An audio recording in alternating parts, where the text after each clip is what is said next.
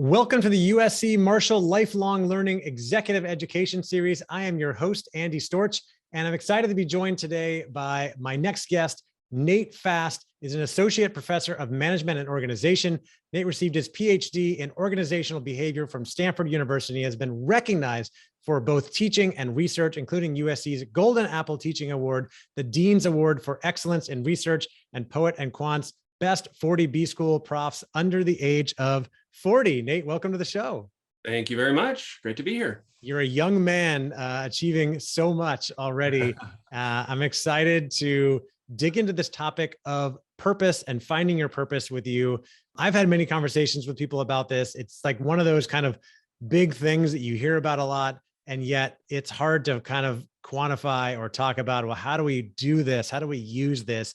So I'm excited to dig into that. But first, I wanted to ask you about this group that you're involved in, interested in learning more about the Psychology of Technology Institute that you co-founded. What's the mission there and what's the purpose of the Institute? Well, sure. Yeah. Purpose is a big, very big topic. And so the Psychology of Technology Institute is a nonprofit organization that I co-founded actually with Juliana Schroeder, who's a professor at UC Berkeley. And our mission is really to kind of unleash humanity's ability to use technology more wisely to improve humanity's well-being and achieve sustainability.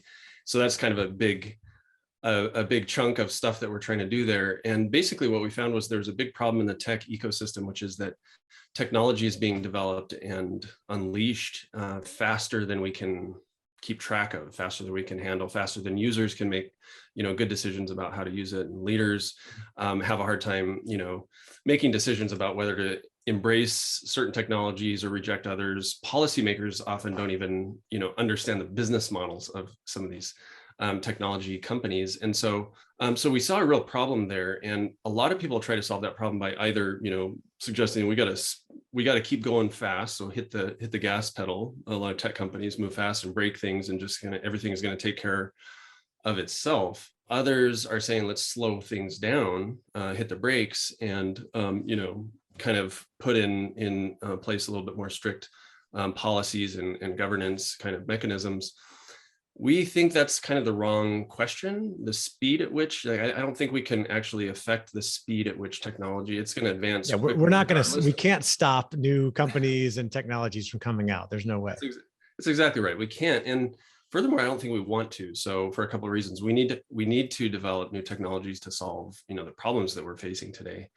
Secondly, we need to keep up with other countries like China and Russia and others who are going to continue to develop technology. So with AI, there's so much power in artificial intelligence. So we want to keep moving fast. So the answer is not the brakes or necessarily looking at the gas pedal, but rather looking at a steering mechanism. And I think that's what we're missing. And so we need to be able to steer this train so it's not a runaway kind of train. And so what we do is we brought together an interdisciplinary network of behavioral scientists to study the psychology of technology. And in order to create sustainability, in order to create well-being over a long period of time, we're going to need to be able to manage human psychology as a society. I think you can see that with polarization, with hatred, with all kinds of challenges that we're facing, including well-being, anxiety, all those types of things. We have to manage our psychology. In order to do that, we have to understand the technologies that are so powerfully shaping our psychology. And so that brings us to where we are, and what our mission is to pull together, the most interesting interdisciplinary teams of researchers that we possibly can, and study what we call technological intelligence, which is understanding how technologies are shaping human psychology and understanding how human psychology shapes our uses of technologies. So interesting. Yeah. One thing that I've noticed and have talked with people about, and we've talked about in this series, is, the pace of change is faster than it's ever been before, right? And yet it's slower today than it's ever going to be. It's just getting faster all the time. New technologies coming out. Case in point, you and I are recording this early 2022, Web3 blockchain technology becoming really popular. A lot of organizations and governments, right, are just trying to figure out what the heck is going on and keeping up. You can't stop it, right? But all the more reason for a series like this, talking about the importance of investing in lifelong learning, continuous learning, because whatever degree you got, undergrad, master's degree, even PhD, if it was more than 5 years ago, like chances are you're getting close to, obsolete, right? And we've got to keep learning about the latest things that are going on, or we at risk being disrupted. Absolutely. So the idea behind that is, we need technological intelligence in order to make better decisions as leaders, to run our companies better, to stay on top of things. We'll talk about this with the lifelong learning. It's just critical for all of this. And I think purpose is actually critical for navigating these uncharted territories as well. So we'll get into that. Yeah. So let's get into that. What led you on the path to investigate and educate on this kind of importance of purpose? It's something that we hear about, but it's not like a concrete business concept. So what led you down this road? Well, interestingly, it was actually my interest in power. So I got to purpose kind of indirectly. And I guess I'll kind of pull back and tell a little bit of a story of why I care about power. And that will help, I think, illuminate, why purpose matters to me as well. So my parents actually, served with this nonprofit organization when I was a kid. So it's like a Doctors Without Borders type of nonprofit. My dad was a surgeon. I was born in California, but at the age of 4, we moved to Brussels, Belgium. Lived there for a year. Got to see castles with dungeons and torture chambers and things like that, which was, fascinating and disturbing to me as a kid. But definitely gravitated towards that part of the castle. But then we moved to Africa, and so we lived in Zaire for 3 years in a small village. It's now the Congo, but at that time it was Zaire. No running water, no electricity, battling malaria, all that kind of stuff. But what really, gave me my life purpose was living under a dictator, Mobutu Sese Seko. And so Mobutu was, one of history's most brutal dictators.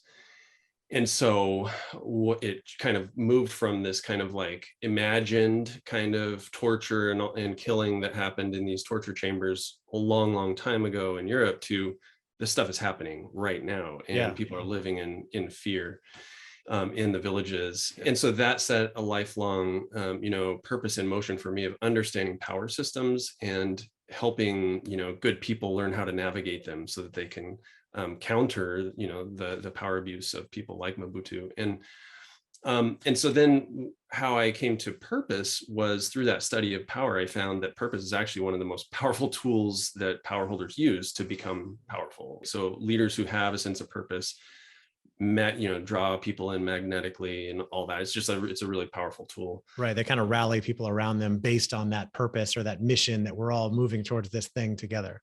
That's right. So you look at religion, you look at military, you look at companies, look at someone like Elon Musk. I mean, he's very technically, he's a genius, but he's not only a genius in technology, he's a genius at like pulling people together around purpose. And then on the flip side, I've done a lot of research on the psychology of power and looking at what leads power holders to get corrupted. And there's a lot there. Some of it is nuanced, but one of them is the lack of purpose. So like when purpose is actually a good tool that keeps leaders kind of on the path towards accountability and helps other people kind of like say, hey, this is your public purpose. Let's keep going in this direction. Without that, it becomes really easy to view power as an end in itself, because power is great, brings all kinds of perks, all that kind of stuff. So I came to study purpose and teach about purpose because it's so central to the topic of power and leadership. What's the saying about power? Absolute power corrupts. Absolutely, right? We see that a lot. Yeah, power tends to corrupt and absolute power corrupts absolutely. Yeah, so there's this other quote, the Secretary of the Navy in the US, I'm forgetting his name, but he said, power corrupts, absolute power is kind of neat, which I love that kind of progression. Power corrupts and absolute power is actually, pretty nice. It's interesting. Yeah.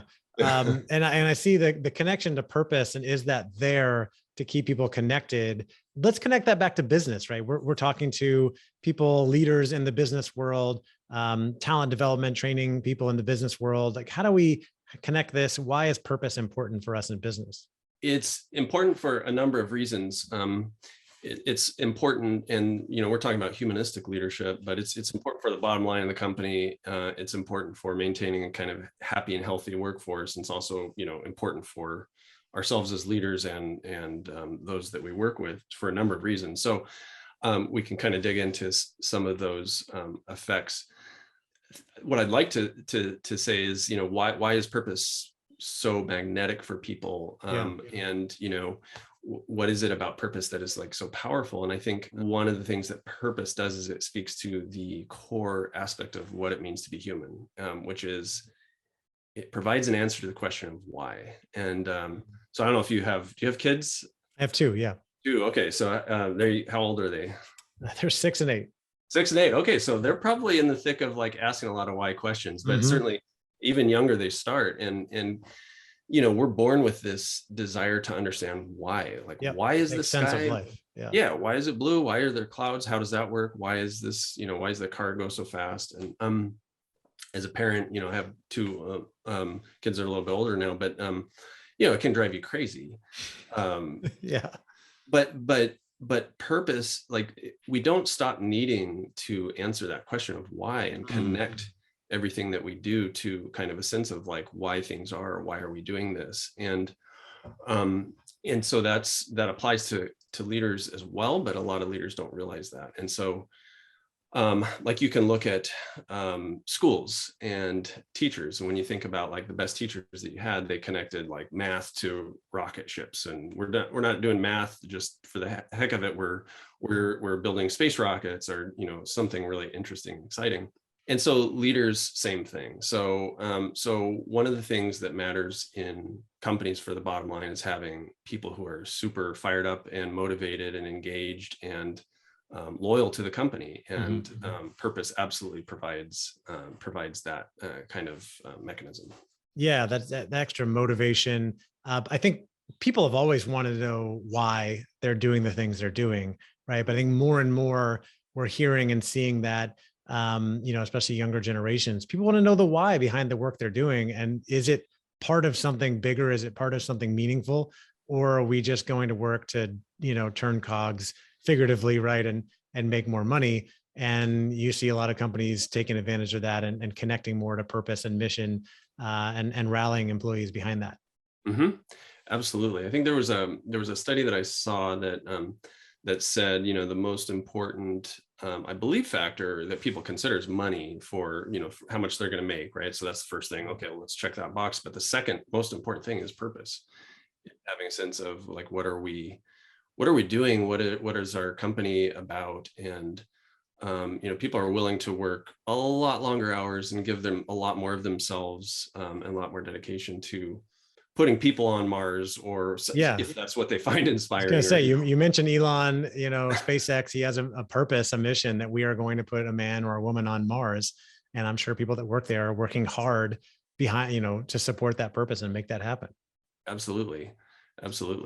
So what does it take for someone to become a purpose-driven leader, right? We don't all work for SpaceX, but we're all working, and we want to drive more, output from our team and rally people and have them more engaged and excited to work with us. How does this play into leadership? I always there's a lot of ways to become a purpose-driven leader, and it's really about like finding your own purpose, how it connects to the company, connecting company's purpose to other people's. And it's like connecting those dots, broadly kind of defined. And I think there are three, critical things that you could do. One is really embedding purpose in the way that you talk to employees, and especially during times of change. And so if we're in the midst of a pandemic, or if we're, in the midst of like,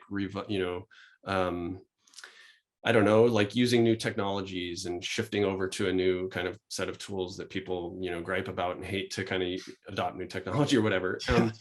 Embed purpose into the way that you talk to your employees about these changes. So as opposed to saying like, we got to do this or else, or that's the directive, it's to say like, if your company is all about making people smarter, let's say, through your products, then let's tie all the changes that we're going through to that purpose, just in our conversation. So that's one thing leaders can do, and it takes a bit of intentionality, because it's not something that everybody necessarily thinks about. The second is like bringing it to life, making it more I guess, visual and salient to people through stories or through videos that you produce for your company. But very, very low tech way to do it is just to kind of highlight a story every week when you have your meeting or whatever, like highlight that somebody did something that was related to purpose, to celebrate that. And third, companies and leaders who decide to kind of really get more formal about this can launch a long-term kind of like ongoing conversation with their company. So I don't know if you heard of the case study with KPMG that did a company-wide kind of purpose discovery. So back in 2014, and KPMG is one of the big four, this big accounting firm. Yeah. And some people would think of accounting and not necessarily think immediately of purpose. Oh yeah, I have heard about this. Yeah. Yeah. So it's a great story. So they launched this big campaign. They created a little video that like was inspiring about the way that KPMG had kind of been there throughout history. And so it's like we shape history, and their role in helping with World War I or World War II, or alleviating depressions and things like that. And they had all of their employees then kind of reflect on, what do you do at KPMG? And they came up with all these really inspiring statements like, I fight for democracy, or I help farmers grow healthy food, or I'm combating terrorism, through the companies and work that I'm supporting. So, I mean, that's kind of a neat idea. And so it's like having, leaders having employees kind of like tie their own work into a sense of purpose, and taking the time to do that is pretty powerful. That's a great example. Actually, it reminded me, I've done some work with KPMG over the years, running some leadership workshops, and I saw the work they were doing there and the videos, and help facilitate people crafting their stories around their purpose. And one of the things I observed that was really cool was we're kicking off a workshop, and the partner there asked everyone, instead of, when we're doing introductions, just saying like the job that you do, forget that, share your purpose, like what drives you in what you're doing. And it was an amazing difference from the boring old, I'm an auditor, I'm a consultant in Boston, to like people really talking about like what really drives them and like the more meaningful side of the work they're doing. And it was a lot more eventful, interesting way to start the day. I'll never forget that. 100%. Yeah, it's very, very powerful. And I mean, I think after they did that, 90% of their employees said that that process made them feel more proud to work at KPMG. I think they jumped 17 places on Fortune's 100 best places to work and all that kind of stuff. So, I mean, there's benefits to the company as well. Yeah, that's cool. Is there anything happening now that you're observing that makes it more important to be clear on purpose? Are there drivers out there? And how does being clear on purpose help support this idea of humanistic leadership that we've been talking about in this series? Yeah, that's a good question. We both, purpose matters all the time, for sure. I do think that it matters even more now. It's more powerful now, more needed now. And the reason is one word, which is uncertainty. And so McKinsey has done some studies with purpose where they found that purpose really helped with people navigate uncertainty. They found that also led to like 4 times more engagement, 5 times more well-being and all that. But when you look at the world today, I mean, you think about even the pandemic, we're not sure where that's headed. Twists and turns are probably still on the way. You look at climate change, what do we anticipate happening there? We look at artificial intelligence and where technology is taking us, and then of course there's a lot of like political unrest right now. You talk about Russia and Ukraine, you talk about polarization, democracies that are kind of under threat, and so all of that creates this huge degree of uncertainty. And purpose is a really powerful way for us to kind of like hold on to something that provides well-being and kind of mental stability, but also like guides us through that, crazy territory that we're in. And by the way, there's a longitudinal study where it was a 14-year study, and they found that people actually live longer who have a sense of purpose than everybody else. Like the people with a high sense of purpose, it's not just like, it's like a wonder drug, right? And so it's very powerful. I love that. It's not just about business. It's not just about politics.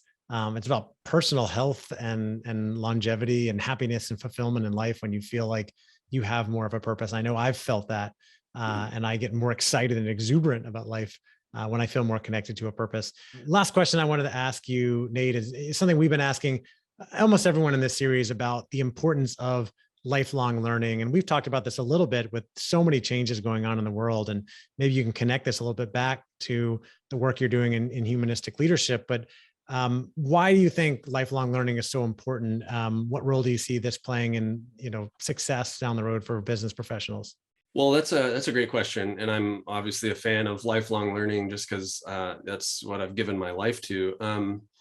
But what I would say is I would use an analogy. So we're kind of facing inflation right now with our economy. And so what that means is if we're sitting on a big pile of money or a small pile of money and it's not invested in growth, stocks or whatever, you're losing money, you're losing buying power. And so I would say that's a great analogy for the information economy that we're a part of as well as with leaders. So like we've learned a bunch, you're really knowledgeable or whatever, but knowledge is forging, and information is forging ahead so much faster than we can keep track of, right? And so there's new changes and all that. And so if we're not learning and we're not continuing to learn, then we're actually falling backwards, just because of the speed of change in the world today. So like I think lifelong learning, however you do it, and there's lots of ways to do it, is vital.